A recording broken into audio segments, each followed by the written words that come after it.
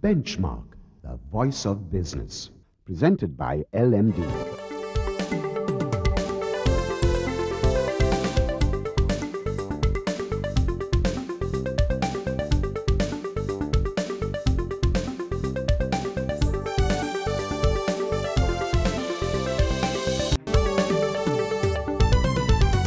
On this edition of Benchmark, Dinesha de Silva, country representative of the Asia Foundation, joins us on the program today as we continue our discussion on peace building and economic development. The LMD Nielsen Business Confidence Index moved up by 6 points in January. More on this from Nielsen's Managing Director, Sharang Pant.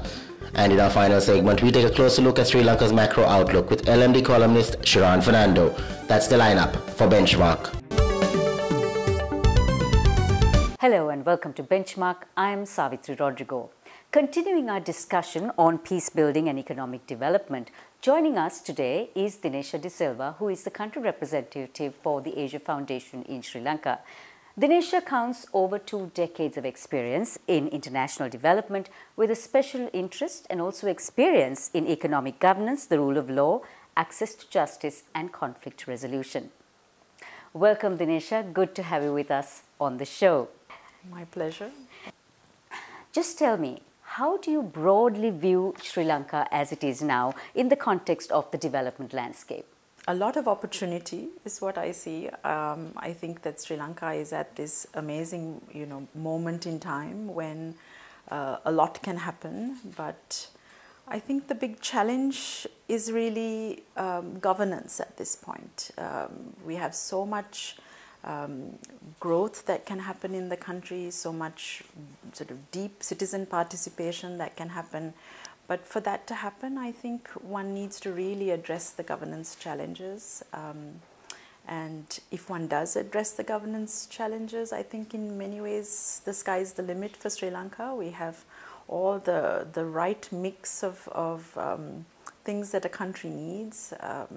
I think we have a literate population, we have actually quite a good temperate, nice climate and beautiful surroundings for tourists to come in. And it's about improving the enabling environment for business, it's about creating a policy environment that's more certain, and it's about possibly creating greater avenues for citizen participation in the governance of a country. So we're in the second month of a new year.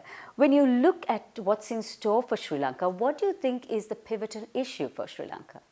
I think the pivotal issue is going to be the constitutional reform process. I think there's been a lot of consultation out there in terms of the government asking people what they want from the constitutional reform process, from potentially even the transitional justice process. I think that what needs to happen during the year is to really engage people more, because it's not just about consultation and checking the box on a consultation. It's about really having people understand what are the key issues. I think you can look back at the January election and in 2015 election and know that people wanted a change, but they also want to be part of that change. And so I think it's very important that when we look at this year, that it be a year in which the people of the country get much more involved in the processes that are going on, and therefore constitutional reform, I think, is going to be the key one, in which people want to know what's happening, people want to know what the key issues are. So instead of just asking what are the broad avenues of change that you want, I think it's important to have a more substantive discourse with people, present various options and talk about certain issues and really have a more substantive discussion, because the people of Sri Lanka, I think, want that. And I hope that that will be the way that this year goes, in a more consultation but more substantive, involved discourse on what they want, what people in Sri Lanka want for the future. Now, speaking of being a part of that change, we're seeing somewhat a lot of unrest, agitations happening and protests and things like that. Are you concerned that there might be or potential for re-emergence of conflict of any sort in the island, given well, the fairly prevailing fragile circumstances? Well, I think the protests that we see are good. I think one should have the opportunity, the freedom to protest in a democracy, and this ability to have the freedom to say what you're thinking about, to voice your dissent if you want to. I think that's wonderful. It's a part of democracy. As to whether it's constructive, I think it's a useful thing to look at, to see, are people listening to these voices, and are they analyzing what these voices are saying, and is that being converted into some kind of reform process? There's no point just protesting. I think one should also be able to contribute something to the thinking in terms of reform. I worry more about the potential for conflict in the sense of citizens' ability to feel that they are full and active citizens in a country. I think that's the main thing that drives the kind of conflict that we saw over the years, is this sense that maybe the state is not treating you equally as another community. And I think that's something that could create conflict, not necessarily the same sort of conflict we had before, but the potential for conflict comes with discrimination, I think. And it's something that Sri Lanka needs to think about, how civic education, the importance of having citizens who feel empowered, who feel equal to every other citizen in the country. It's something I think a lot about, because it's something that the Asia Foundation has always been working on, is issues of language rights, of making sure that services that the government delivers is delivered in the language that people want it delivered in.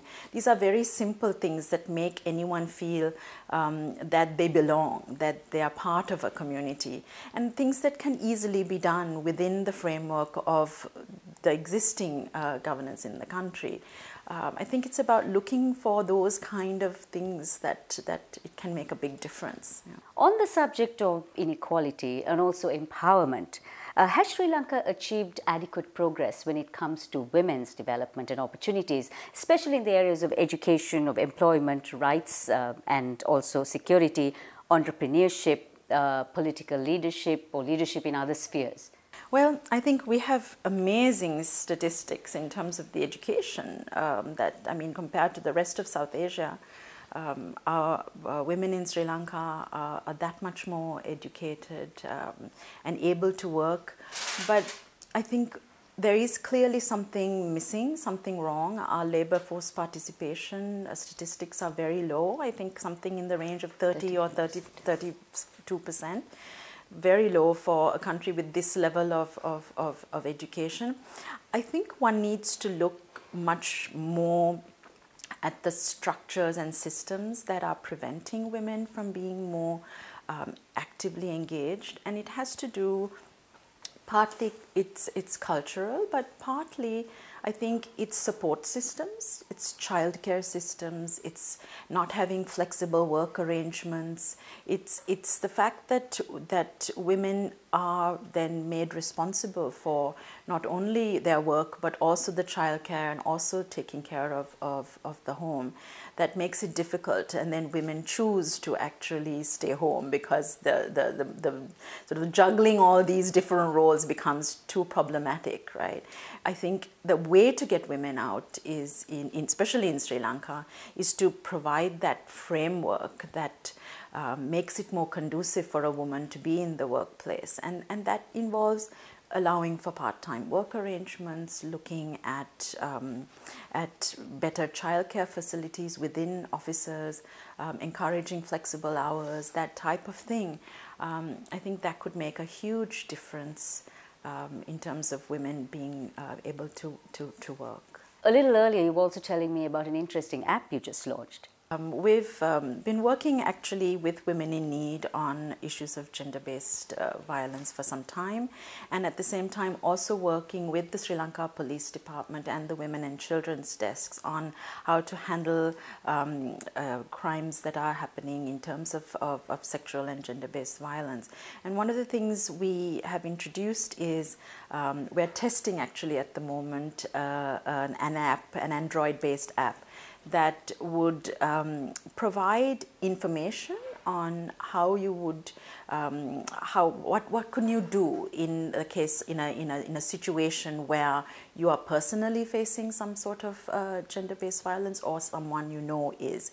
What are the options available to you? Could you go for counseling? Could you get legal support? Do you need to go to the police because you have a situation that is beyond a certain point, is that it's gone out of control?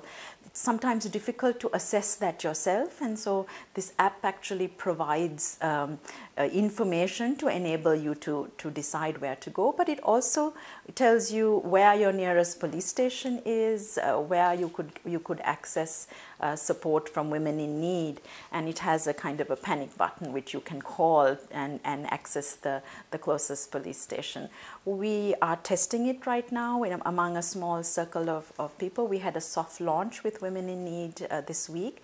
It will be made public and launched on Women's Day, which is March 8th, and so we're hoping that I'm sure it will have the usual bugs that apps have, but we will certainly be trying to make it as effective as possible.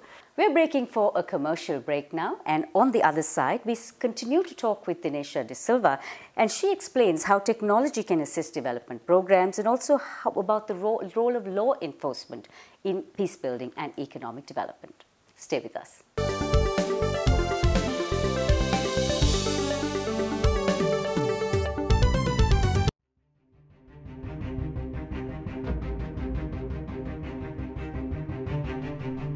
When we entered the industry in 1995, a new star was born as a fully owned subsidiary of People's Bank.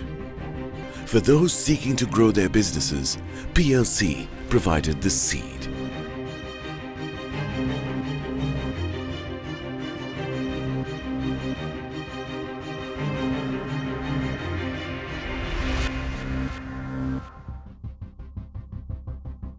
We are not only Sri Lanka's #1 leasing company, but also the largest non-banking financial institution. Welcome to a new dawn for the nation. Introducing People's Leasing and Finance, PLC.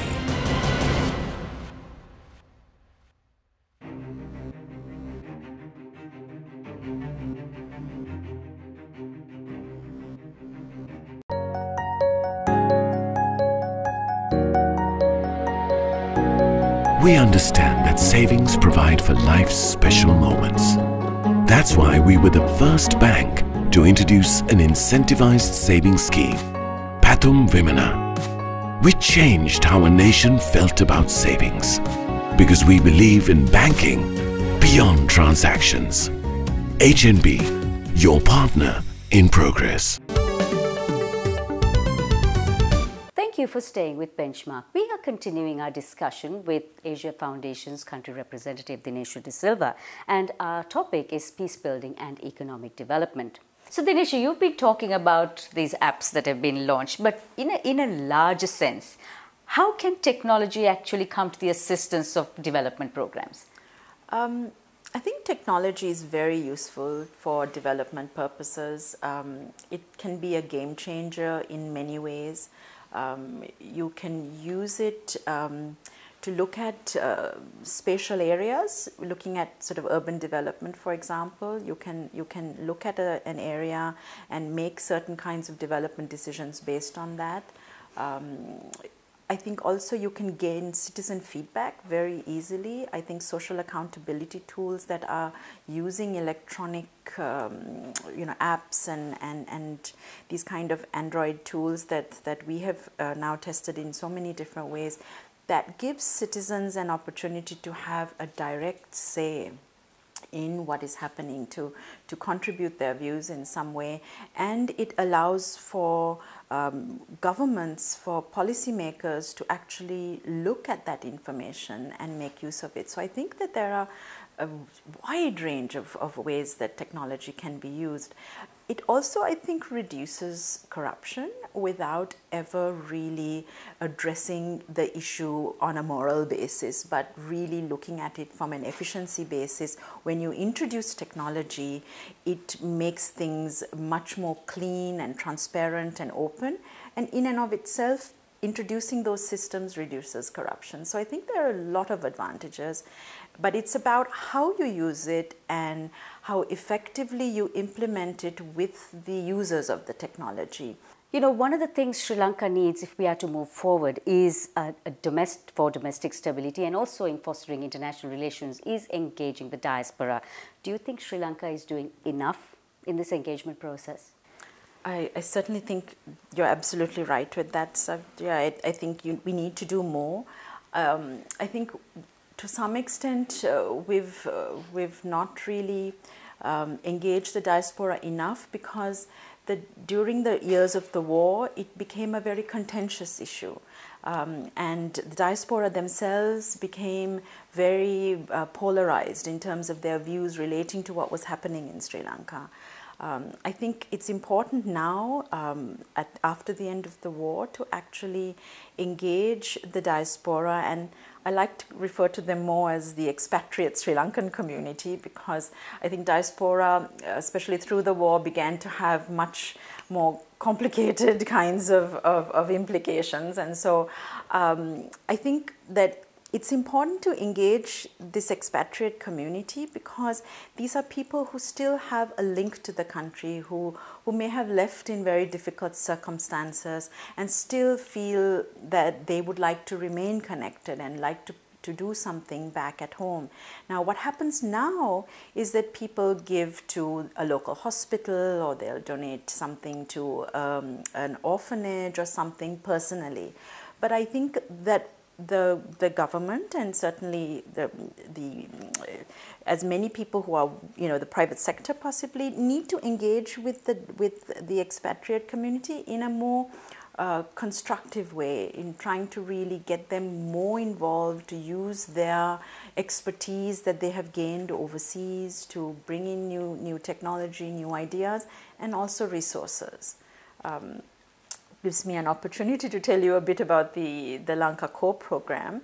The Asia Foundation, looking at these types of issues that you also brought up, wanted to engage very much with the second generation of Sri Lankan expatriates, because the first generation has that connection. They lived here, they left, they made a choice to leave.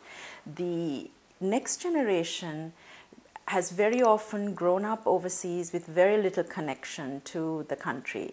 How do we engage them in the future? I think that's the crucial question, because once the first generation loses its connection, the second generation doesn't really have a reason to be connected.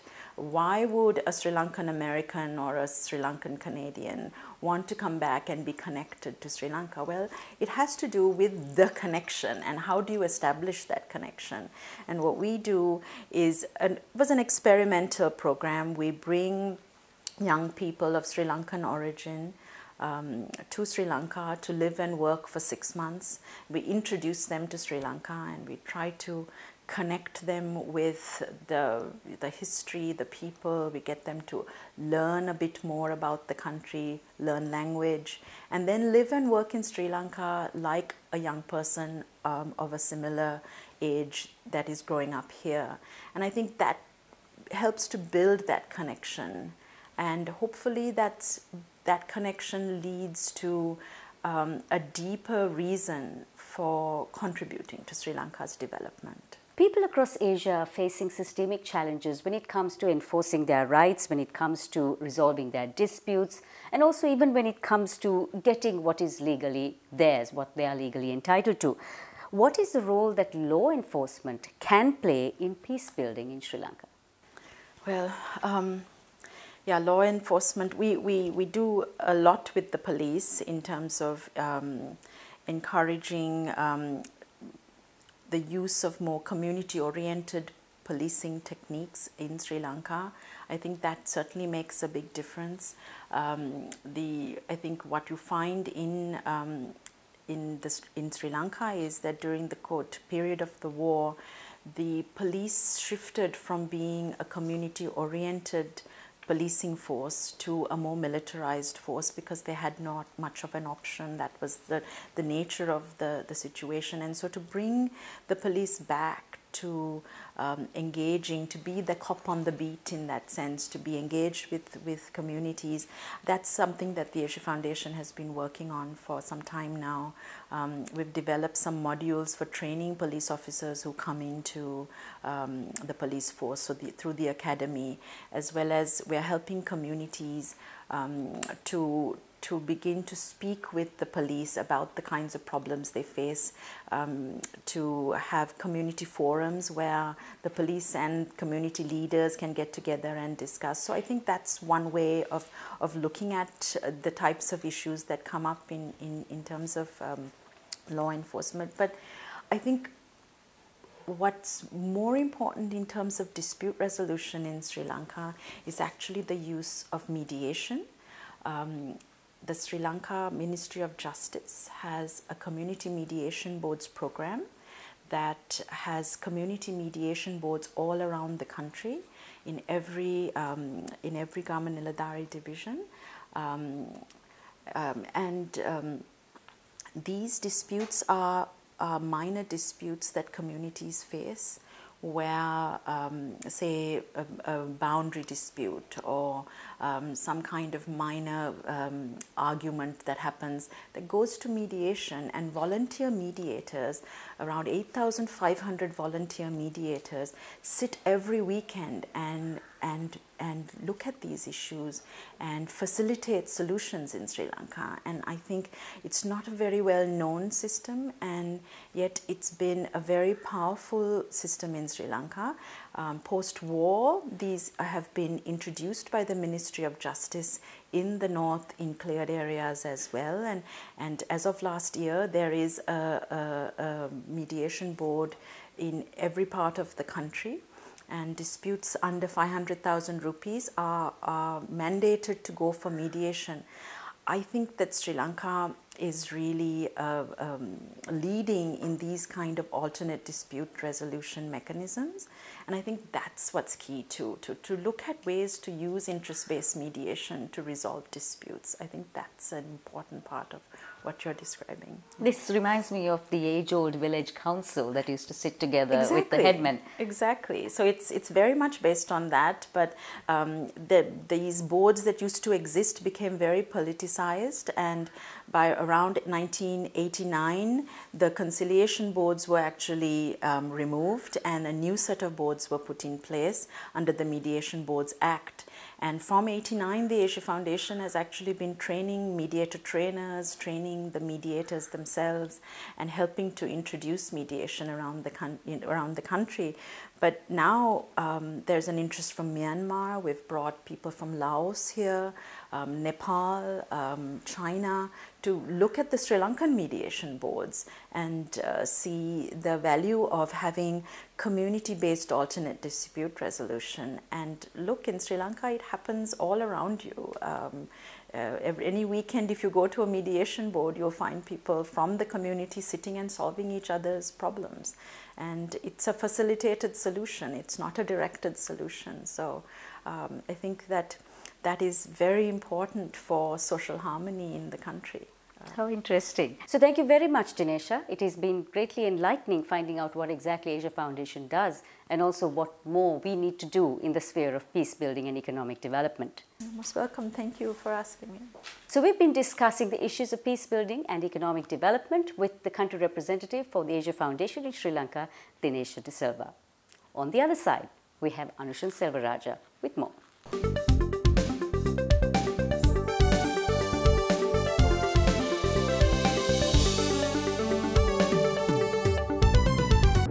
Sri Lanka's #1 leasing company is now the nation's largest and highest rated finance company with 2 international ratings.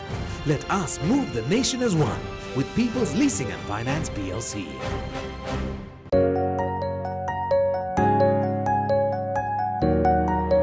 Nearly 60% of all businesses in our country are SMEs. Some of our most growth-oriented financial solutions have been customized to serve this sector. That's why we have invested over 500 billion rupees to support the backbone of our economy. Because we believe in banking beyond transactions. HNB, your partner in progress. Welcome back to the show. I'm Anushan Selvarajan. Now for a closer look at the latest on the Business Confidence Index. Joining me is the Managing Director of Nielsen, Sharang Pant. Welcome back to the show, Sharang. Now just to start off with, the PCI is up marginally now. What are the sensitivities behind this? So after a not so great close in 2016, there's a marginal increase in BCI. We've seen that the BCI has moved up from 117 of December 2016 to 123 in Jan 2017. Now it needs to be seen if this sustains and grows going forward. If you look at it on the ground, things haven't changed much after the budget was presented in November 2016. The business leaders still feel the investment climate is not very conducive. They still talk about the higher taxes and the policy inconsistencies as hurdles for consumption growth. So that's still a hurdle. When talking about consumer confidence, we've seen that it was growing towards the last part of 2016, but now there's some signs of stress over there as well. The monthly trend is in fact declining. How do respondents feel about our economy moving forward? About 1/3 or 34% of the respondents feel that the economy will deteriorate further in the next 12 months. This number has grown over the last quarter in 2016. Now, inflation and taxes again come up as reasons. They feel that's something which is impacting the consumption and in return their business as well as the growth of the economy. That's what business leaders are saying. What are their perceptions then on our business and our investment climate? While leaders feel the economy will deteriorate, they feel that their business will in fact do better. About 1 in 2 or 50% of the leaders say their business will perform better in 2017. About 44% of them say that the outlook for Q1 is pretty good. Now for this optimism to materialize, the business leaders are looking for certain cues from the government in terms of investment climate or any policy news that comes in. Right now, about 28% of the respondents feel that the investment climate is very good or good to that extent. Higher taxes are impacting consumption, rising interest rates and depreciating currency is impacting the cost of doing business, and these are cited as reasons for the business performance that they are anticipating in the future. This is seen as severely impacting the small and medium businesses, while the large businesses still feel they have a way around in ensuring their business health is good. Thank you very much for joining us, Sharang. Thank you. That was the Managing Director of Nielsen, Sharang Pant. We'll be right back after a short commercial break. Stay tuned.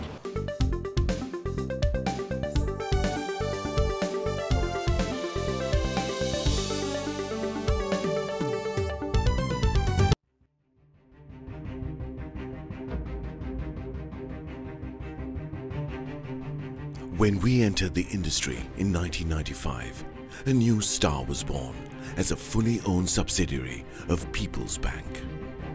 For those seeking to grow their businesses, PLC provided the seed.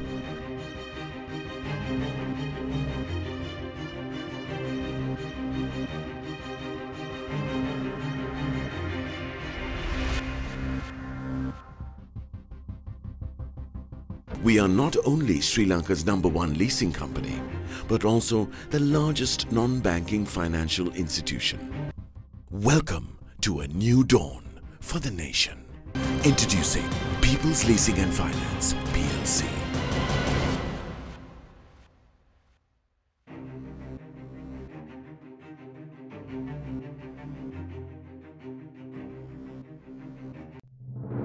Sri Lanka's #1 leasing company is now the nation's largest and highest rated finance company with 2 international ratings. Let us move the nation as one with People's Leasing and Finance PLC.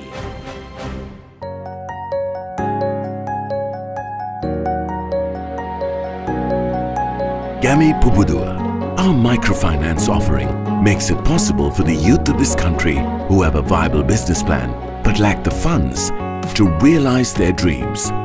We are committed to grassroots level entrepreneur development because we believe in banking beyond transactions. HNB, your partner in progress. Hello and welcome back to Benchmark. I'm Anushan Selvaraj. Now for a closer look at the latest on the economy. Joining me is economist and LMB columnist Shiran Fernando. Welcome back to the show, Shiran. Now just to start off with, give us a brief overview of how the economy is faring at this point of time.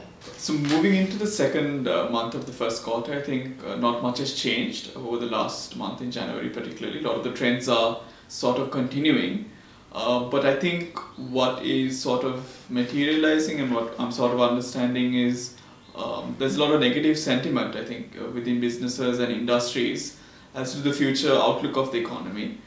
Even though certain fundamentals are doing much better, we're on an IMF program, there is a fiscal path and reform set in place, so there is these building blocks put in place, but I still think that the policy uncertainty and the overall macro outlook has not still changed the business outlook as yet. So I think that we're at sort of like an inflection point, approaching an inflection point, whether it be February or March or even April remains to be seen. But I think that's a key overall trend. Nothing really has changed in terms of the big picture. I think we're still not seeing, even though FDI announcements are being made, we're not seeing it sort of being reflected in terms of the numbers that are coming through. So those kind of things will need to sort of materialize to change this outlook, I feel. Could you outline the key sensitivities when it comes to the impact world markets have on our economy? So I think the biggest impact right now, given how low our FDI and our export earnings are, is foreigners coming into our local treasury market, which is the local bills and bonds.